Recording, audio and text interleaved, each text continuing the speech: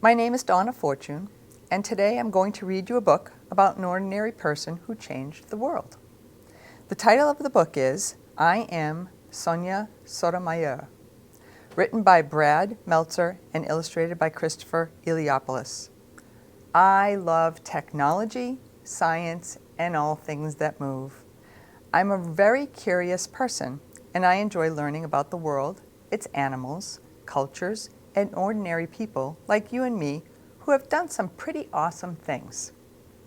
I chose this book because, like so many other people, I think Sonia Sotomayor is an extraordinary person who dares to dream big. What's an extraordinary person? Let's read the story about Sonia Sotomayor and see if we can figure it out. I hope you can bear with my poor Spanish pronunciation during the reading of this book.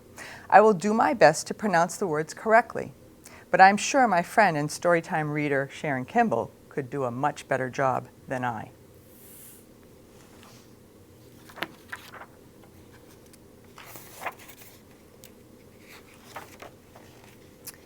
I am Sonia Sotomayor.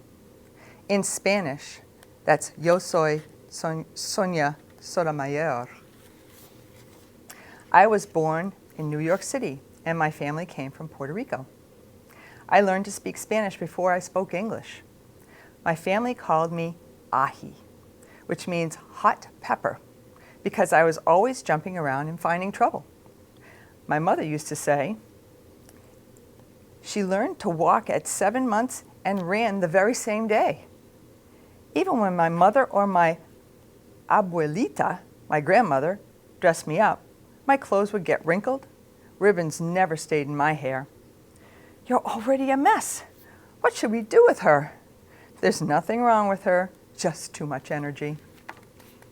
One time, I got my head stuck in a bucket while I was trying to hear what my voice sounded like inside. Sonia, what have you done now? Hello in there. I also loved making up games, jousting like a knight with my little brother on my back. Charge! Crash! Sonia, what have you done now? One of my favorite places was my abuelita's apartment. Entering her home was like going straight into Puerto Rico. Once a month at abuelita's, my mom and my aunt would make sofrito, a spicy sauce. As they chopped peppers, onions, and tomatoes, I'd sneak to eat them right out of the blender. Sonia, what have you done now? You'll get sick. You can't eat it raw. The grown-ups played lots of music and games too, like dominoes.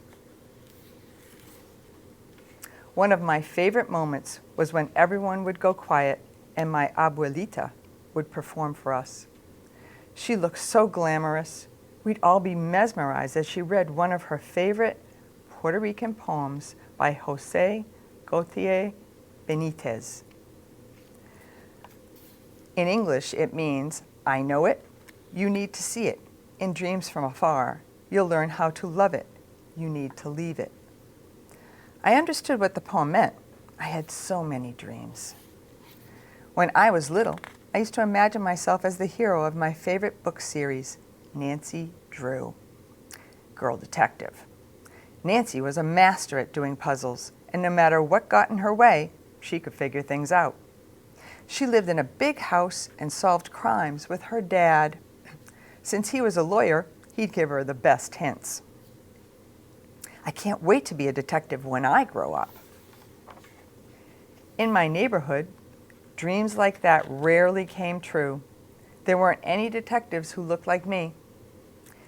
This is where I grew up. It's the Bronx, a neighborhood in New York City. Pretty different from Nancy Drew, huh? We didn't live in a fancy house. We lived in a small apartment. My mother was a nurse, so I knew some Puerto Rican nurses, but there was only one Puerto Rican doctor. At the stores where we shopped, there were a lot of Puerto Rican workers, but few managers or owners, and even fewer lawyers and detectives. It wasn't that my Puerto Rican neighbors didn't work hard. People aren't poor because they're lazy. My mother worked long hours to pay our bills, but sometimes, Where you live affects the kind of opportunities that you have. If you live in a nice neighborhood, like Nancy Drew, you can go to school like this. That looks really nice and safe. But if you live in a neighborhood like mine, you get a school that has fewer supplies and isn't as safe. That definitely isn't nice. Welcome to the Bronx. My mom worked extra hours so she could pay to send my brother and me to a more respectful school where we'd get a better education. But even with a good school, my young life was still pretty complicated. When I was 9 years old, I was diagnosed with diabetes, a disease that means your body keeps too much sugar in your blood. The doctor said, "You'll be okay, but you'll have to get a shot every day." Something even harder happened that year. My father died. It was like an earthquake hit my life. My world started to change and felt scary. One of the ways I found comfort was doing what you're doing right now, reading. I loved books. Books gave me a rocket ship, not only around the world, but through the world. This book that a doctor lent to me was my favorite. It was filled with stories of Greek gods and heroes. In that book, I learned that my name was a version of Sophia, meaning wisdom. Those days were really hard for my mom. She had to pay for 2 kids all by herself, but didn't slow her down at all. She ordered us a full set of Encyclopedia Britannica. When it arrived, it was like an early Christmas. 24 volumes in our house on every topic. I got the F's. Fauna, flora, Florida. I got the M's. Mitosis, meiosis, Mendel's Garden of Peas. Tell me what's not in these books. You've got to get your education, my mother would say. It's the only way to get ahead in the world. Each book was so heavy. It was like we lived in a library. The books were expensive, too. My mom struggled to make the payments. But with the encyclopedia, the world expanded before me in 1,000 new directions. There was another reason why my world continued to change: my teachers. Every teacher has the power to inspire us kids. This one realized I loved to compete and win. That's Mrs. Riley. She'd put a gold star on the blackboard when you did something well. Nice job, Sonia. You too, Donna. 1 gold star for each of you. I wanted those stars. I wanted to collect them all. The first time I got an A grade on my report card, I made a promise to myself. I would add 1 more A each time. With grades like that, I was on my way to becoming a detective. Did that mean everything was suddenly easy? Not in my neighborhood. Where we lived, if you didn't lock up your bike, it usually got stolen. And if you walked down the wrong alley, someone might try to beat you up. Once, I found my little brother surrounded by bullies, so I walked over to protect him. If you're going to beat him up, you've got to beat me up too. And he said, my sister was tough as nails. That didn't mean I couldn't be hurt. One day, I was reading about diabetes. It said that people with diabetes, like me, could be a doctor, a lawyer, an engineer, and even a teacher. But because of my disease, I couldn't be a police officer. What? If I couldn't be a police officer, I couldn't be a detective, which meant I couldn't be like Nancy Drew. I was devastated, but I wasn't defeated. I quickly found a new role model on a TV show. He was a lawyer named Perry Mason. He used his smarts in the courtroom to figure out the truth behind each crime. This man is innocent. He must get justice. So the lawyer is the hero? Perry Mason was definitely the hero of the show, but I was more fascinated by a different character. The judge. Every episode, no matter what Perry Mason was trying to do, it was the judge who made the final decision. Nothing happens until the judge says so. Perry Mason can't do anything until he asks the judge for permission. Whatever you say, Ahi, it's the most important moment of the show. It was hard to understand every detail, but I could tell that each case was a good puzzle, a complicated game with its own rules. From there, I knew I could be a great lawyer, even a great judge. To be a judge, I had to learn to speak in front of others. My first practice session was in church, doing a Bible reading. Good speakers have to look at the people and make eye contact.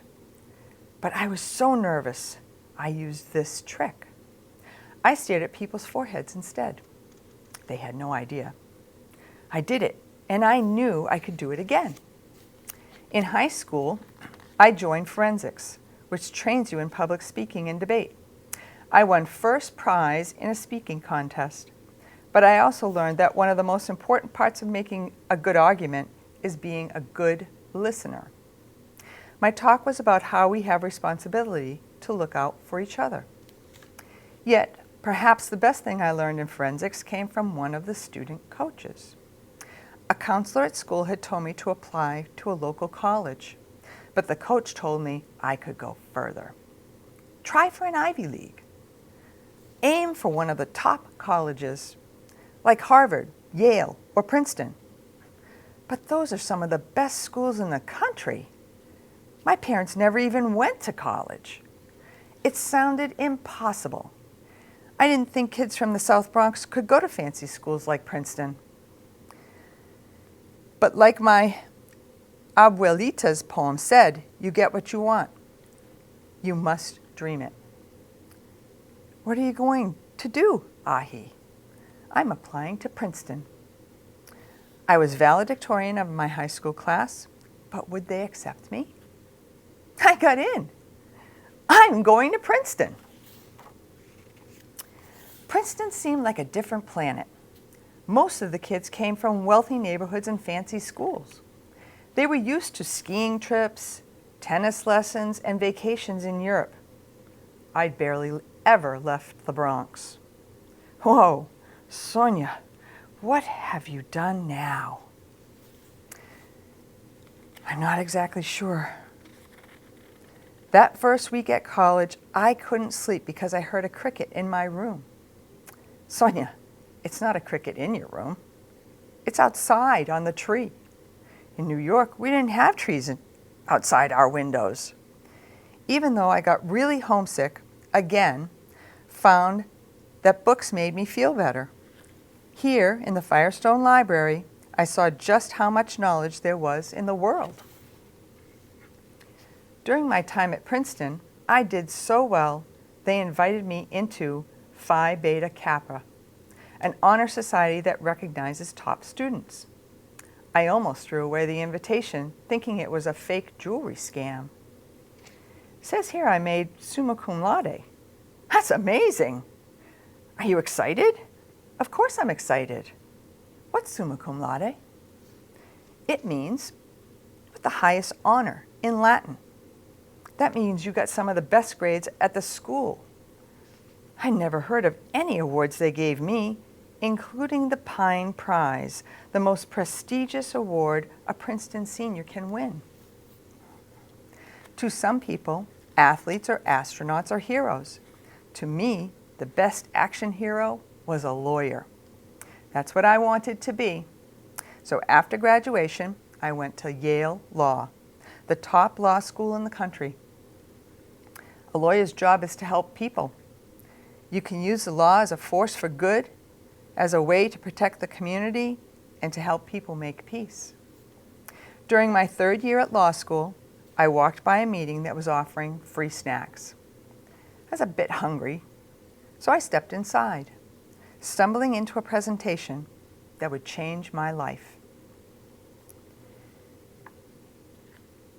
The New York District Attorney named Robert Morgenthau was speaking.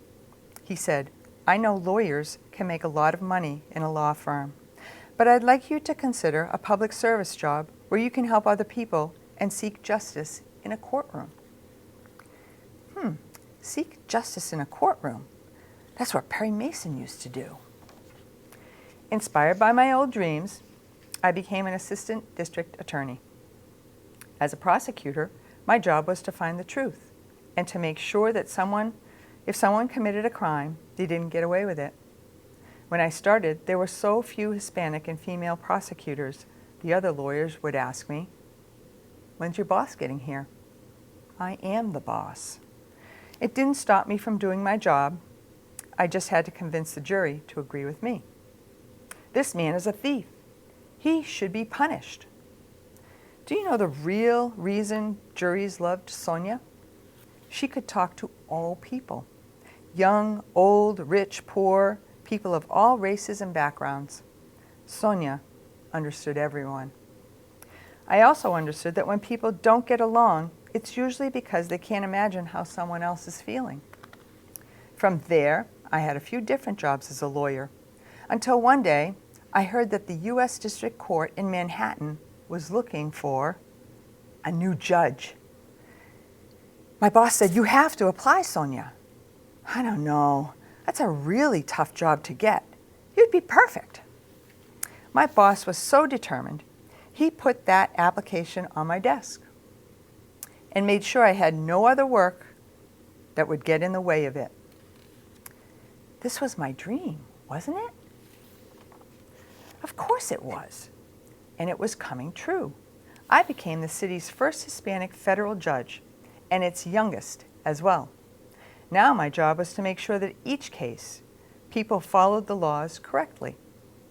During my very first trial, I was so nervous.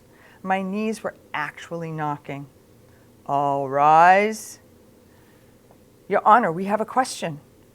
Once the case got started, my panic passed. I was ready to do my job, and also ready for what was coming next when I was promoted to the Court of Appeals. Soon, I was considered for the biggest legal job of all, being a justice on the Supreme Court of the United States. That's the court where the most important cases are decided. The justices are the ones who make those decisions. I was worried that the job would change my life, but a friend told me, "Sonia, this is not about you.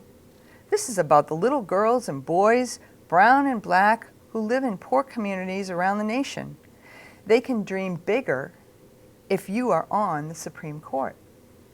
It made me think about the South Bronx. It made me think about that there were no Hispanic female lawyers for me to follow at Princeton, Yale, and the district attorney's office, or even as a judge. It made me think about all of the people I could inspire. When I was little, did I ever dream about being a Supreme Court justice? You can't dream about what you don't know. If I wanted others to have this dream, I needed to show them it was possible. On October 8th, 2009, at 55 years old, I was sworn in as the first Hispanic and third female justice to ever serve on the Supreme Court of the United States. During the ceremony, I made sure that my mother was standing right between me and the Chief Justice. When I told reporters how much of a role she played in my accomplishments, my mother humbly said she didn't know what she did, but I do. Remember, no one is self-made.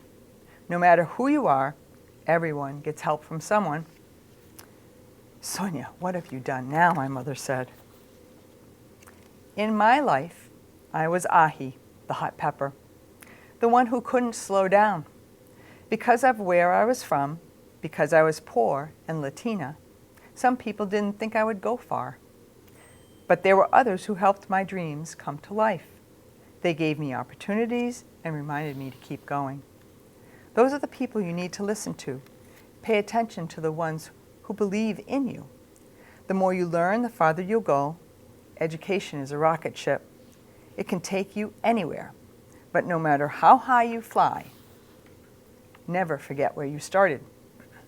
Today, Justice Sotomayor still uses many of her public speeches to talk to women's or minority groups. She's also been on Sesame Street twice. Justice, Sotomayor, tries to end each day asking 2 questions. What did I learn new today? And what act of giving did I do today? If she didn't learn something new, she reads. If she didn't do any giving, she sends an email to someone she cares about. Don't worry about whether your dream will come true. A good dream will always stir something amazing inside of you. Whether it's in English, Spanish, or any other language, our dreams are often the same. A loving family, kind friends, a safe place to call home, and the chance to reach our potential. The world outside your window is a starting point, but there's so much more beyond that. Read, study, do right by people. No matter where you're born, there's no limit to what you can accomplish. I am Sotomayor. Yo soy Sonia Sotomayor.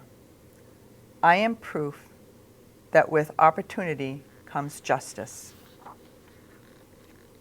And remember, no one succeeds alone. Wow, what a great book about an ordinary person who has and continues to change the world. Sonia Sotomayor. It's been my pleasure to share this book about Sonia Sotomayor with you and her amazing story. I hope to see you all again on Lunenburg Storytime. Thank you for watching. Hi, my name is John Fortune, and today I'm going to read you an interesting book about a man who changed the rules with his dream. When I first read this book, I was a bit sad because it reminded me of a difficult time many people faced in our country when I was just a kid. At that time, in many areas, the color of your skin determined what school you went to, where you could eat, where you could sit on the bus, and so much more. Martin Luther King Jr. and many courageous men, women, and even children like him changed those rules. What's most important is how they did it, using powerful words and peaceful protest, not violence. Let's read the book, I Am Martin Luther King Jr., and learn about the changes MLK saw in his lifetime. This book is from the Ordinary People Change the World series and is written by Brad Meltzer and illustrated by Christopher Iliopoulos. I am Martin Luther King Jr. When I was little, I used to get into a lot of accidents. One day, my brother hit me in the head with a baseball bat. 2 other times, I mistakenly got knocked over by a car. Another day, I tumbled over a banister, then bounced through an open door right into the basement. Whoa, amazing fall. Are you okay? I'm okay. No matter how many times I fell, I kept getting back up. Even before I could read, I knew I liked books. My dad always talked about how I kept a lot of books all around me. I used to tell my parents, when I grow up, I'm going to get some big words. There is a power in words. Big words were in my future. When I was 6 years old, one of my friends, who was a boy whose father owned a store across the street. Dad, you're it. No, you're it. No, you're it. No, you're it. Back and forth. My friend was white and I was black. It didn't matter to us. We would play games and have fun together. But when we started going to school, everything changed. He went to a school where all the kids were white. I went to a school where everyone was black. Soon after, he told me, I can't play with you anymore. Why? My dad said so. He doesn't want us being friends. But why? You're one of my best friends, aren't you? Aren't you? I didn't understand. It didn't make any sense. At dinner, my parents explained, it's because you're black and he's white. I was so mad that day. How could someone treat me differently just because of the color of my skin? I wanted to hate my friend and his father. But my parents told me to do the opposite, that I should find love in my friend, even though he hurt me. They taught me that it's better to have more love in your life than more hate. Then my mother taught me one of the most important lessons of all. You are as good as anyone. You must never feel that you are less than anyone else. I wanted to believe it, but every day I saw the opposite. I saw you could be treated unfairly just because of the color of your skin. If you were white, you went to a good school, great playgrounds, had plenty of books. If you were black, your school was small, sometimes with no desks or even windows. Check it out, a playground. Check it out. Where's our playground? It wasn't just the schools.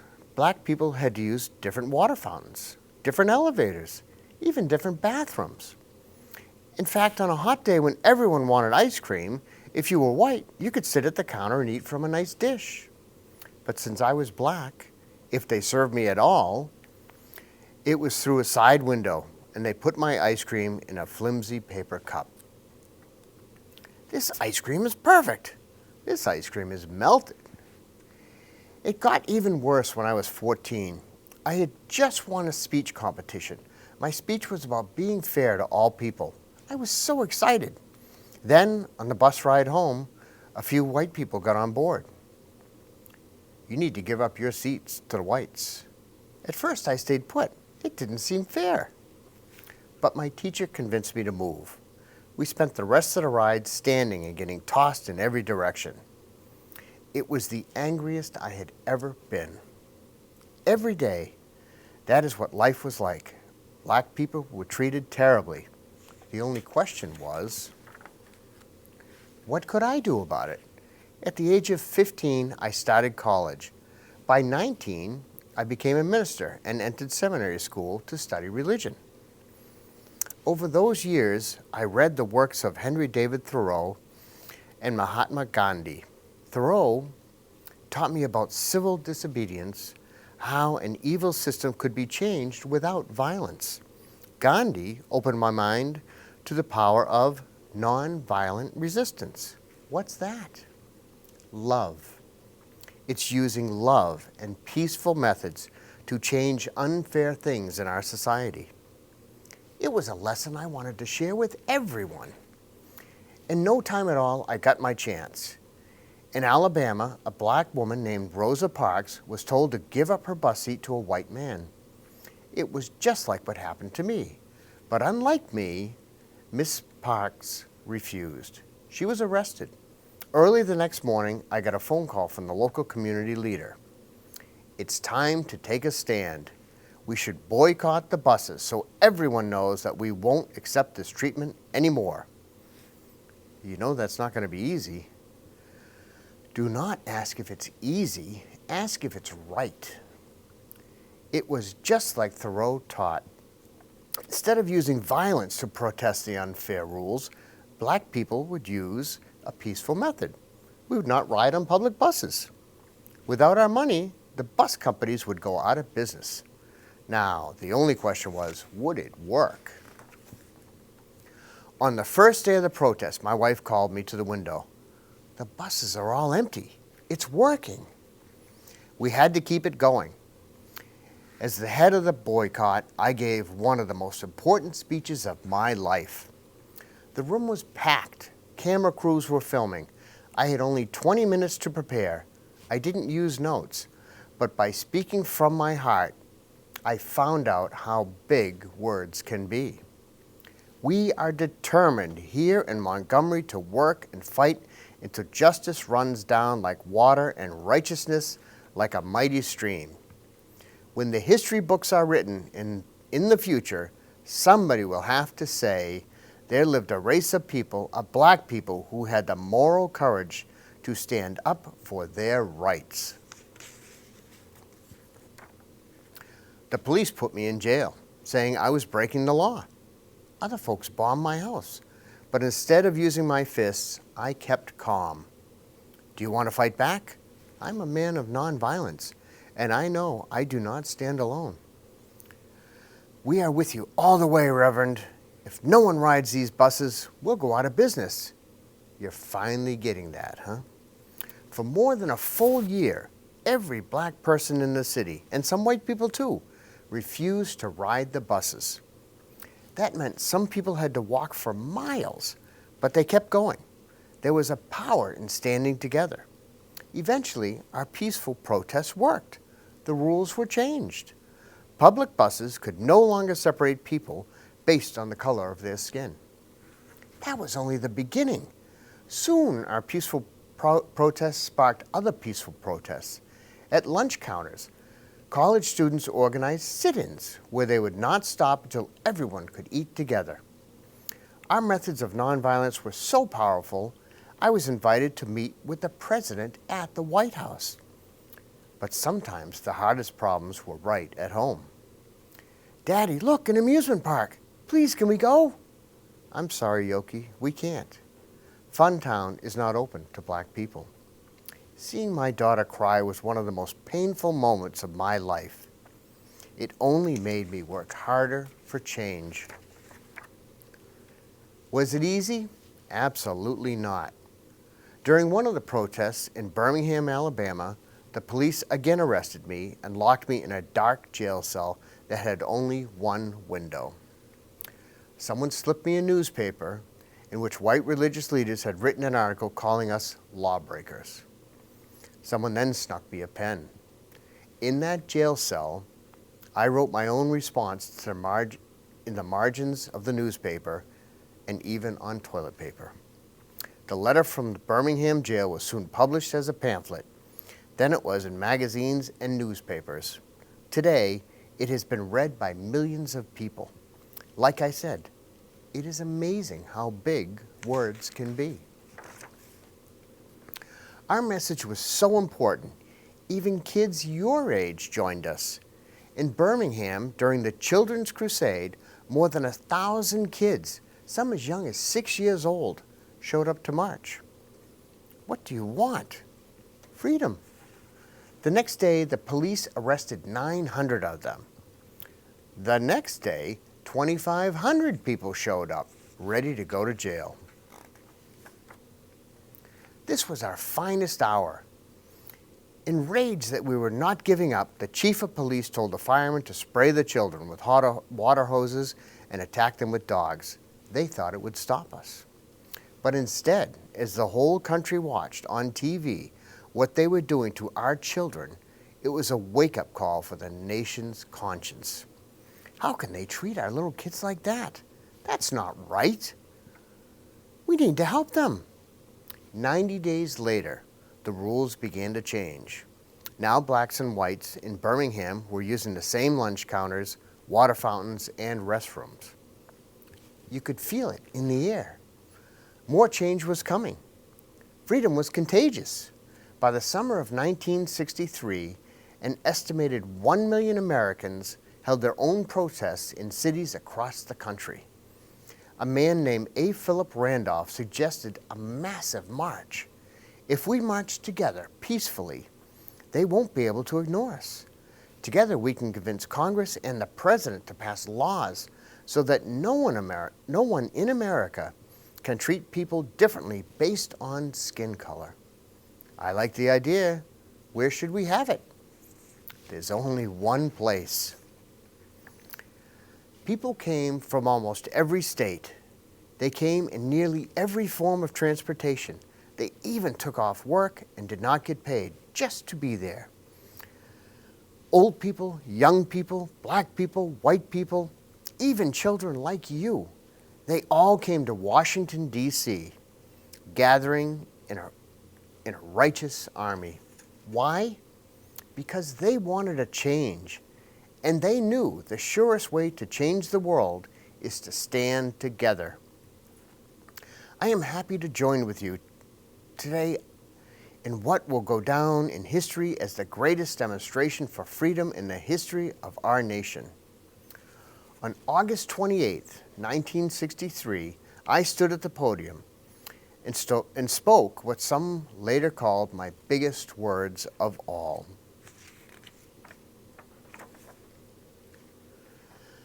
I have a dream that my 4 little children will one day live in a nation where they will not be judged by the color of their skin, but by the content of their character.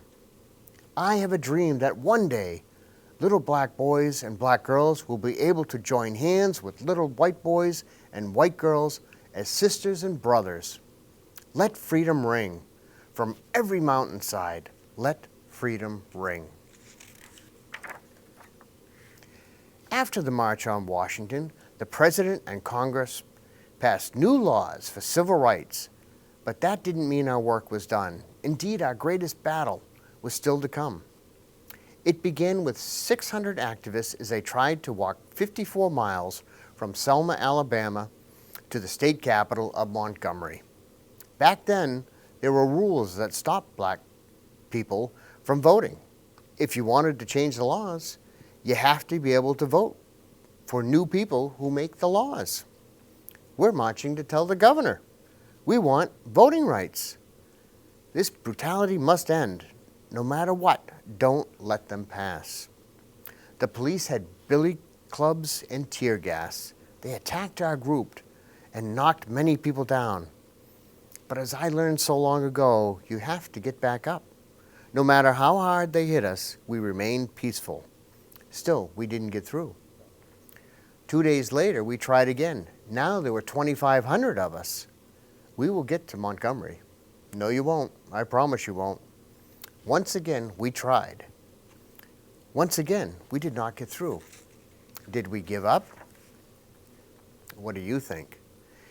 It was Sunday, March 21st, 1965, our third try. Now we had 8,000 people. We are on the move. We shall overcome. For 2 days we marched. Rain could not stop us. The world was watching. The White House was too. President Johnson even sent troops to protect us. Check out the crowd.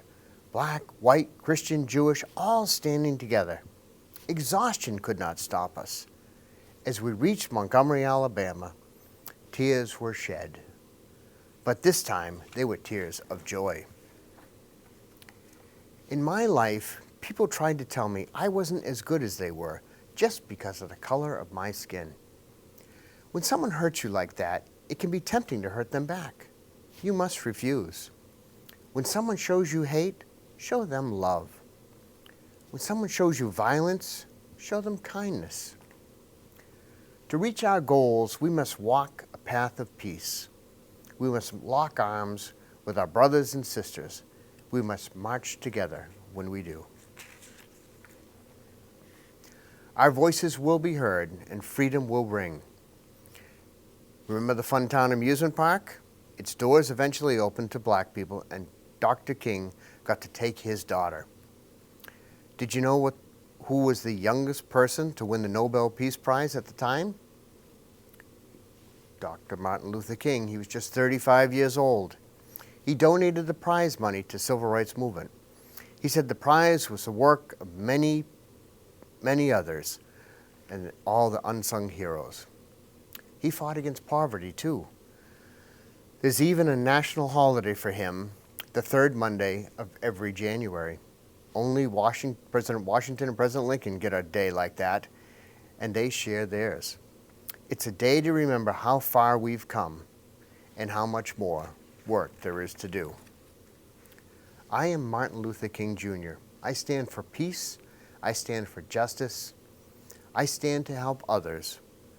I stand as proof that no matter how hard the struggle, we must fight for what is right and work to change what is wrong. Whatever struggle you face, no matter how hard it gets, you must always move forward. I am proof of this. If we rise up, if we stand together, if we remain united, nothing can stop our dream. Although this book is about Martin Luther King Jr.'s life, it really tells us a story of how to change the world when we recognize something is not right. MLK recognized the rules made for people with differences, in this case, the color of their skin, were not right. When he was young, he followed the rules, but when he became older, he knew different rules for different people just was not right. So he set out to change them. He didn't do it alone. He worked tirelessly with many people who also realized the rules were not fair. And together, in peaceful protest, they changed the rules to be fair for everyone. Sometimes in our own life, we might see things that are not fair for everyone. If you do, tell a responsible adult, and maybe you can change the rules so they are fair for everyone you know. I'm John Fortune, and I want to thank you for watching Lunenburg Storytime. See you next time.